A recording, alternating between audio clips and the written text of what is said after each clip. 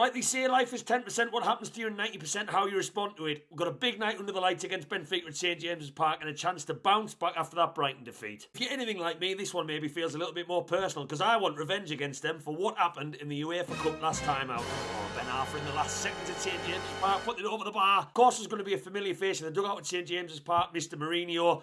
All of this love affair, I don't really care too much. He loves Bobby, but doesn't everyone in football? But what this does mean is a manager is coming to a place where he's got a pretty bad record. 3 wins from 12 visits, but also it means his team is probably going to play a certain way. Whilst it might feel like a bit of a lazy stereotype during Mourinho's time in the Premier League, he took charge of Benfica's biggest derby against Porto recently, and yes, you guessed it, he got criticised for parking the bus. And in Benfica's last Champions League game, again returning to England, this time against one of his old sides, you guessed it, there wasn't really much happening in the match. Benfica offered very little at one end, but nullified Chelsea at the other end and stayed pretty organised and compact. Assuming they adopt the, oh God, and I hate this term, low block. Keep this man quiet, Mr Pavlidis, who's got 4 goals in his last 4 matches, and you'll go somewhere to keeping a side quiet who are probably going to come up to set up and frustrate us. In terms of changes for this one, look, I think we're all guilty sometimes of only ever wanting to see changes in midfield and attack, and we neglect defence where we'd like to see it generally settled.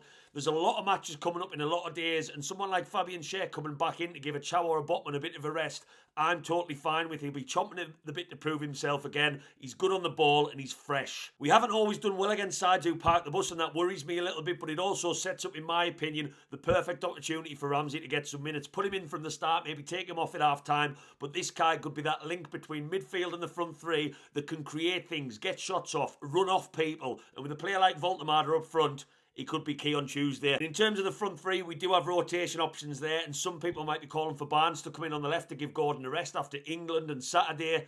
But against the team that I am going to assume are going to go defensive, this man's going to be key, and I would start Gordon for that reason, but he needs to step up. It's all well and good saying that we know what Gordon's capable of. Well, proof's in the pudding, Gordon. Against a team like this, your dribbling, your pace, your willingness to get in behind could be crucial. This one's not hard for me. Murphy starts over Elanga, and if tired legs are coming in, Benfica's tired legs, who will have a 37-year-old centre-back, bring Elanga in, let him use his whippet speed to get at them in maybe the 60th or 70th minute. Look, for all that maybe a defeat on Saturday felt a little bit harsh across the whole 90 minutes, I still thought we were really disappointed, and I expect a reaction in a match like this. There's no better thing to have for professional footballers than a match 3 days later to turn things around after a defeat. Big response needed under the lights, and us fans will back you all the way. I'm going to go for a Newcastle 2-0 win. Let us know your predictions down below and your thoughts on the game, and as always, keep the faith. Away the Champions League, Mags!